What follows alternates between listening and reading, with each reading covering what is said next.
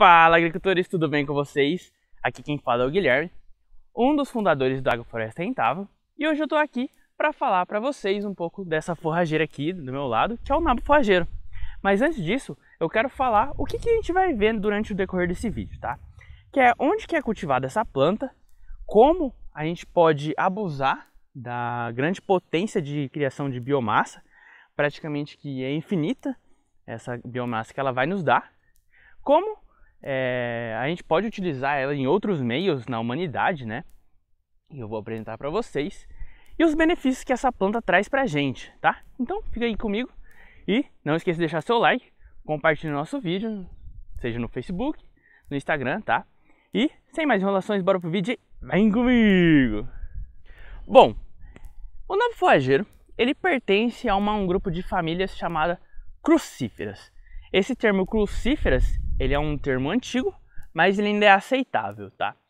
Outras plantas que também fazem parte desse grupo é o brócolis, a couve-flor e o nabo.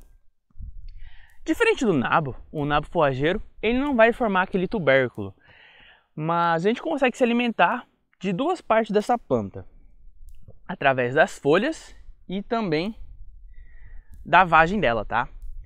Que é aqui onde vai formar a semente delas. Então a gente consegue fazer alimentação por parte dessa planta nesses dois modos. Bom, o nabo forrageiro, ele é muito cultivado na Ásia e na Europa. Já no nosso Brasil, ele é muito cultivado no sul, no sudeste e também no centro-oeste. Mas nada impede que a gente consiga cultivar em outras regiões, tá? Por quê? Porque ela se adapta muito bem a tempos secos, né?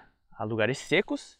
E ela é muito resistente à geada, tá? Isso quem diz é a própria Embrapa, não sei eu que estou inventando esses dados, tá? Então a gente consegue sim colocar em outras regiões do nosso Brasil.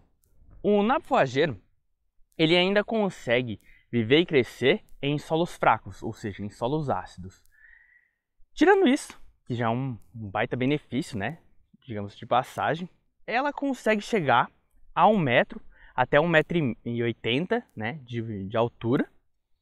E ela é muito boa para não deixar plantas invasoras crescerem perto dela.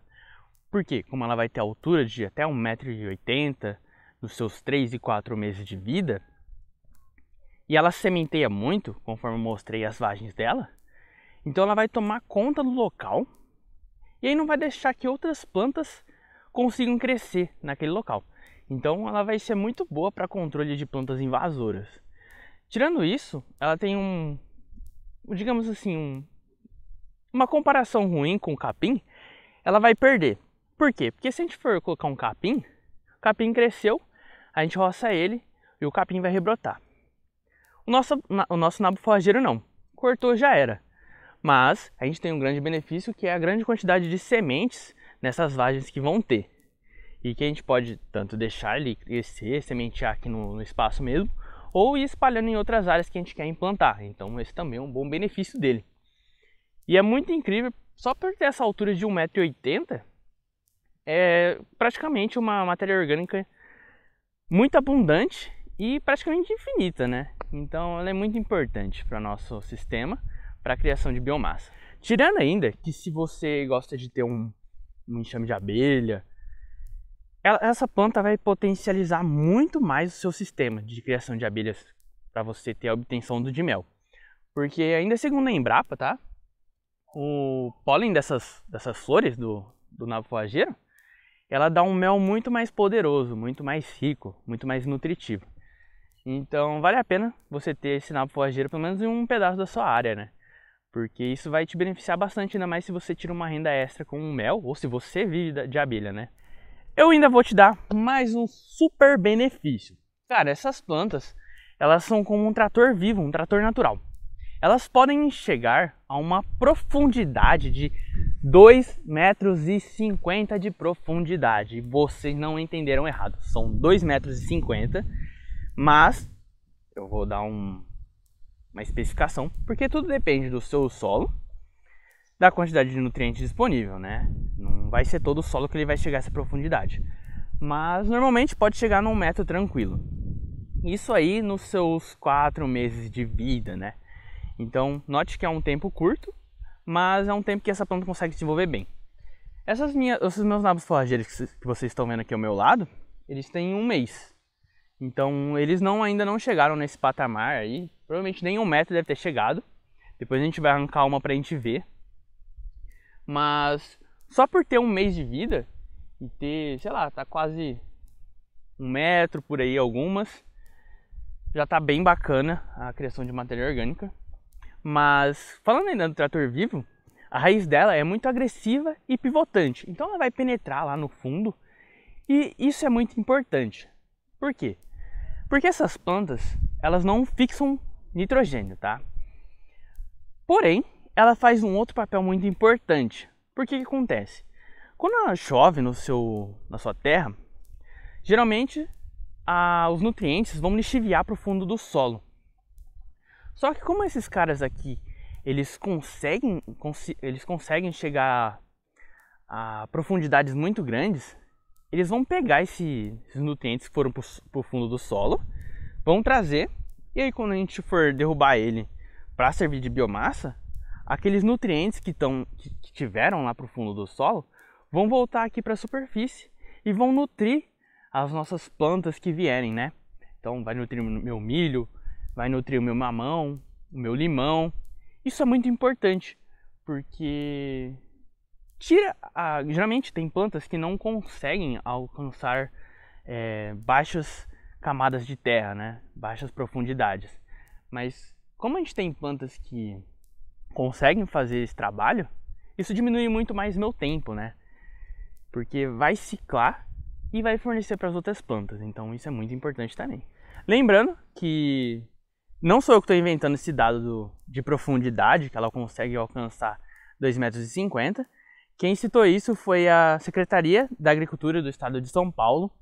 Então é um dado muito importante, né? Que a gente tem que ter e a gente tem que tomar como base isso. Mas tudo depende do seu solo e da disponibilidade de nutrientes. Agora vamos finalizar, tá? E vamos falar também de outros meios que a gente pode utilizar essa planta. Além do controle de ervas invasoras, como produção de biomassa, como reciclador, né, de nutrientes, como potássio, fósforo, que geralmente estão em camadas mais baixas, né, do nosso solo, essa planta ela pode servir como um biocombustível. Então, para quem se interessa nessa área, pode dar uma pesquisada melhor. E também vai servir muito bem como alimento para os animais, como o gado principalmente, porque ela, como eu já disse, né, ela alcança camadas mais baixas, traz todos aqueles nutrientes que estão lá profundo, então ela vai se tornar naturalmente mais nutritiva, ela vai ser mais rica. Então, se você opta por fazer um sistema de agrofloresta com a criação de um gado, né, de uma vaca, de ovinos, então isso vai ser muito importante, vai te dar muito mais ganho, porque essas plantas vão nutrir muito mais rapidamente os seus animais, né? Então, como eu falei, essas plantas aqui, nesses nabos forrageiros ao meu lado, eles têm mais ou menos 1 mês, tá? Então vamos arrancar ali uma para ver, conforme o seu tamanho e o tamanho da sua raiz, beleza? Bom, voltei aqui. Vamos notar o tamanho dela, tá? Vamos ver se vai dar pra ver certinho. Aqui termina, né? Tá o seu pico máximo na hora que eu arranquei. Então, olha o tamanho das folhagens dela. São bem grandes. Os caules são mais impressionantes, são bem grossos para 1 mês. Aqui na raiz, ela tá... Bom, meu celular deu sobrecarga, tá? E eu vim pra falar, só pra terminar o vídeo, que tava bem no finzinho. Eu vim pra uma área mais fresca, né? Pra ver o tamanho dessa planta que já tá. Então ela deve estar por volta de quase 1 metro. E como eu tava falando da raiz, a raiz, ó, note que ela é bem agressiva. Ela já tava formando bem para os lados, né? Ela é bem pontiaguda, então consegue penetrar em camadas mais fundas. Aqui no tuberculinho dela, né? Que não é bem um tubérculo, é meio uma raiz mesmo. Ela está atingindo aí por volta dos seus 30 a 20 centímetros.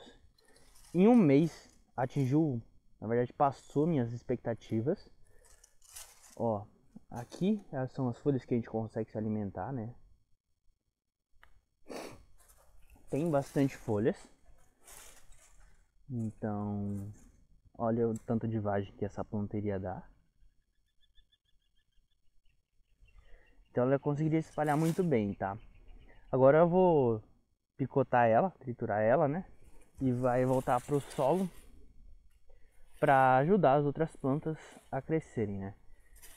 Por mais que ela não tenha ciclado bem os nutrientes mais do fundo, porque eu retirei ela antes, mas ela já fez um papel muito importante no sistema, que é de quebrar algumas camadas mais duras de terra, né? Então é isso que eu queria apresentar para vocês sobre a importância e a utilidade, né, dos benefícios que essa planta traz pra gente. Que é muito válido você ter aí no seu sistema. Isso compensa muito. Por pouco tempo, que são uns 30 dias, né? Ela já formou essa matéria orgânica que é bem rica. Bem grossa, ó. O caule é muito bom, muito grosso. E agora eu vou picotar e vai voltar pro sistema. Então, espero que vocês tenham gostado desse vídeo, tá? Compartilhe, curta e qualquer dúvida mesmo, deixa aqui nos comentários, porque a sua dúvida pode ser a dúvida de outras pessoas e que a gente pode se ajudar, certo? Então, muito obrigado e vamos plantar agrofloresta. Vem comigo!